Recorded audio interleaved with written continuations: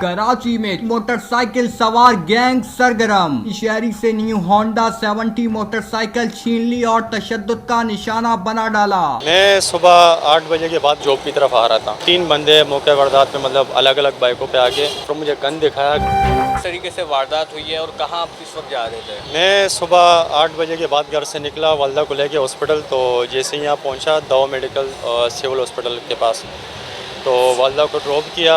उनके दांतों का इलाज चल रहा था। तो ड्रॉप करने के बाद मैं 2-4 मिनट वालदा से बात वगैरह की और जैसे ही वालदा से फ़ारिग हुआ तो फ़ारिग होने के बाद मैं जॉब की तरफ आ रहा था। मैं रेडी था, बस हेलमेट वगैरह पहन के बस दोबारा आना चाह रहा था। तो इसी में 3 बंदे मौके वारदात में मतलब अलग अलग बाइकों पे आके मुझसे ज़ोर ज़बरदस्ती की और मुझे मारा भी, धिक्के वगैरह भी दिए। और सब लोग देख रहे थे। बाकायदा वह 15 की मोबाइल भी खड़ी होती है जिस रोड पे, जिस पॉइंट पे मेरे से वारदात हुई है, वहाँ 1.15 का मोबाइल भी खड़ा रहता है। तो उनके मतलब उनकी निगरानी में और सारे कैमरास वगैरह सारे ट्रैफिक वाले वो मौजूद होते हैं उस पॉइंट पे।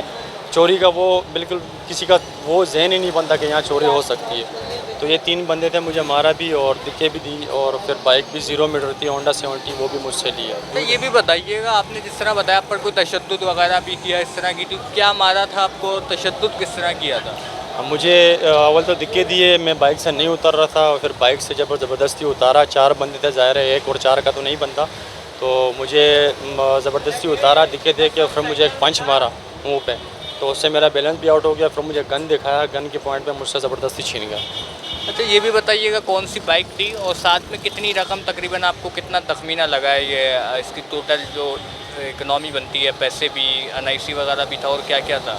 ये होंडा 70 0 मीटर थी, 2200 किलोमीटर चली हुई थी और रमज़ान में मैंने निकाली थी। 1,70,000 रुपये की मैंने ख़रीदी थी। और इससे पहले भी एक बाइक मुझसे चोरी हो गई 2024 में और ये 25 में, ये सेकंड गई है। तो बस इन्हीं के लिए लो और इन्हीं को दो।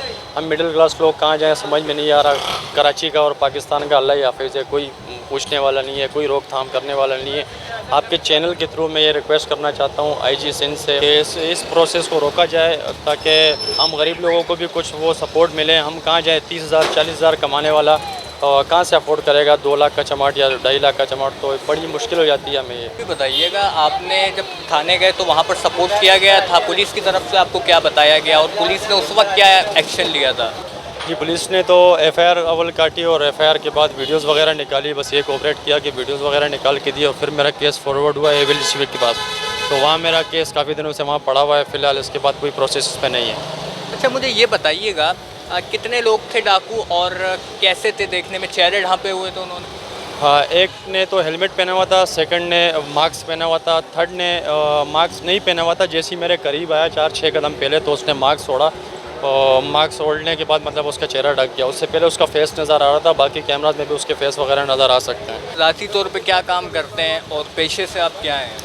मैं राइस शॉप में काम करता हूँ। मेरी 40,000 रुपये सैलरी है और बस मुश्किल से गुजारा ही होता है, ना के बराबर है, बस अल्लाह निज़ाम चला रहा है। अच्छा, ये जब तशद्दुद किया आप पे तो कहाँ कहाँ आपको इन्होंने मारा था? और ये भी बताइएगा, पुलिस को जब आपने बताया तशद्दुद के बारे में तो उन्होंने क्या बताया इस हवाले से कि मारा भी आपको, ज़ाहिर बाइक भी ले गए?